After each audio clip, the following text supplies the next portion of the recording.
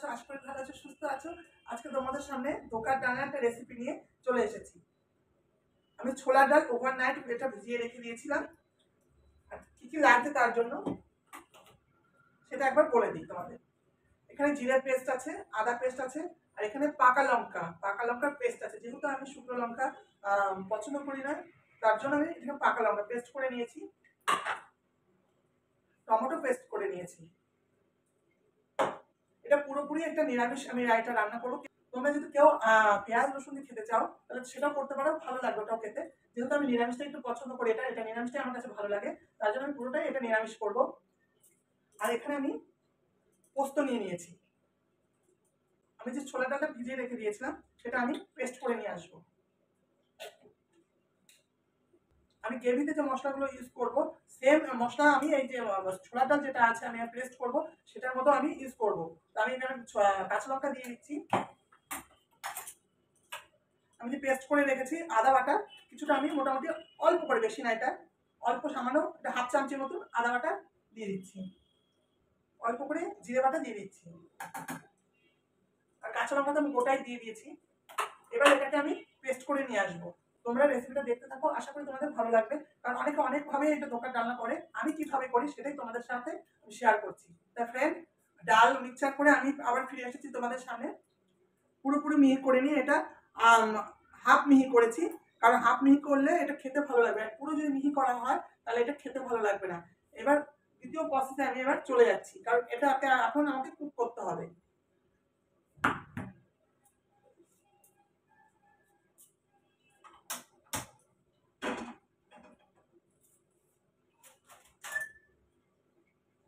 কড়াই আমি ওভেনে বসিয়ে দিয়েছি, কড়াই অলরেডি গরম হয়ে গেছে।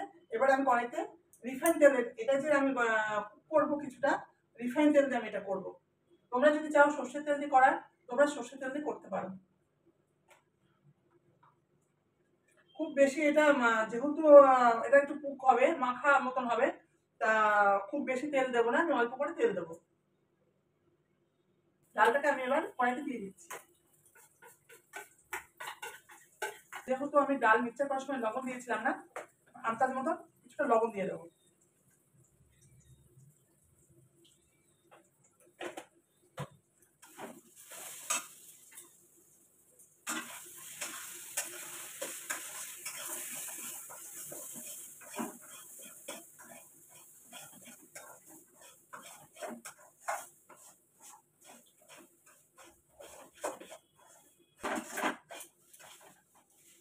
এটা আমার হয়ে গেছে, কড়াই থেকে ছেড়ে আসছে। এটা পুরো একদম যেরকম রুটি করার জন্য আটা মাখা হয়, সেম ওই টাইপেরই হবে, পুরো আটা মাখার মতনই হবে। এটা আমি এবার নামিয়ে নেব। এই দেখো এইরকম হবে।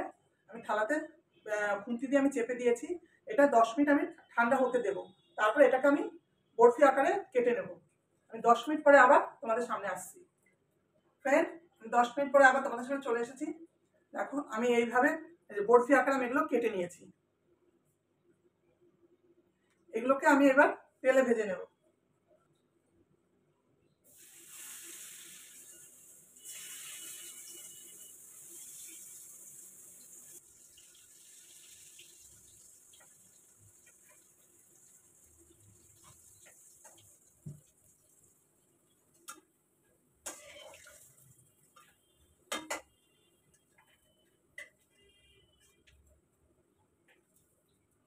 ধোকা আমার পুরো ভাজা হয়ে গেছে।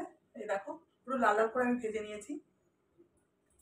এবার আমি গ্রেভিটা তৈরি করব। ধোকাগুলো ভেজে তো কড়াইতে কিছু অল্প কিছু তেল আছে, আর কিছুটা আমি তেল দিয়ে দেবো।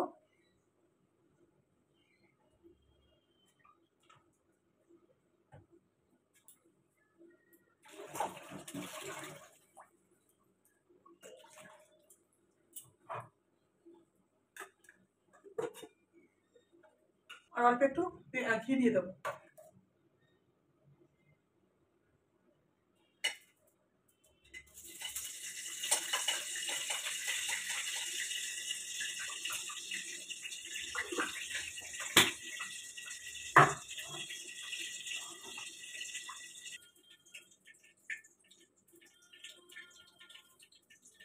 ফোড়নে দিয়ে দিচ্ছি তেজপাতা, গোটা গরম মশলা, এলাচ, লবঙ্গ আর দারচিনি।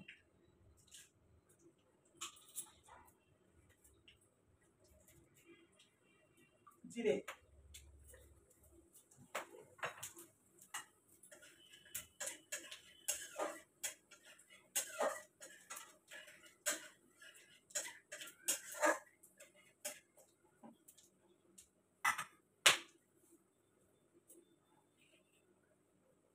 এখানে যে আমি সব পেস্ট করে রেখেছিলাম সেগুলো আমি কড়াইতে দিয়ে দেবো।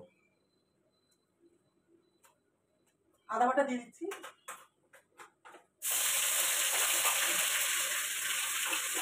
জিরে বাটা দিয়ে দিলাম,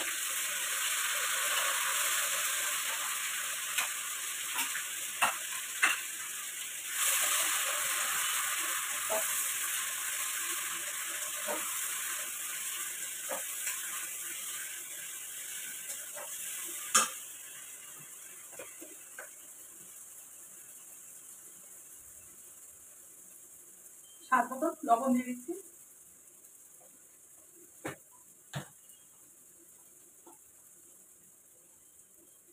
হলুদ দিয়ে দিচ্ছি,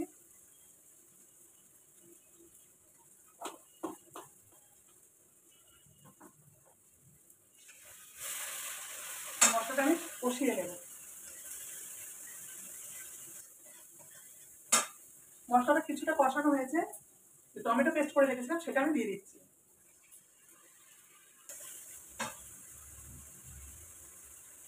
এখানে পোস্ত পেস্ট করে রেখেছিলাম সেটা এবার আমি দিয়ে দেবো।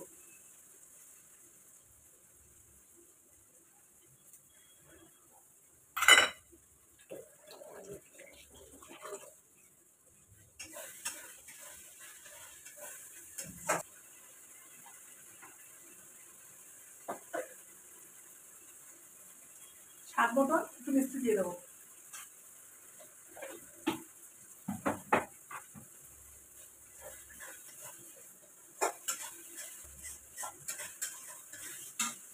মশলাটা আমার প্রায় কষানো হয়ে এসছে, তোমাদের একটু দেখাচ্ছি। এই দেখো,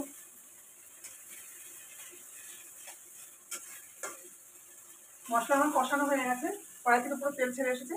এবার আমি জল দিয়ে দিচ্ছি। গ্রেভিটা আবার ফুটে গেছে, এবার আমি গরম মশলাটা দিয়ে দেবো। কারণ যদি আমি ধোকার মাগুলো দিয়ে দিই তারপরে আমি গরম মশলা দিই, ধোকা আমার ভেঙে যেতে পারে।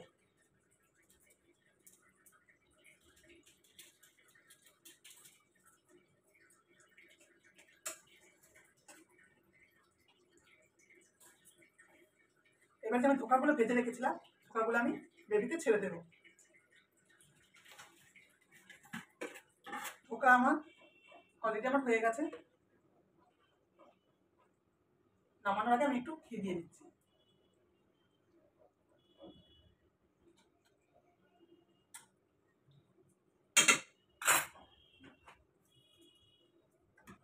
ধোকা আমার পুরো কমপ্লিট। তোমাদের একবার ফাইনাল লুকটা দেখিয়ে দিচ্ছি ব্যাক ক্যামেরা করে।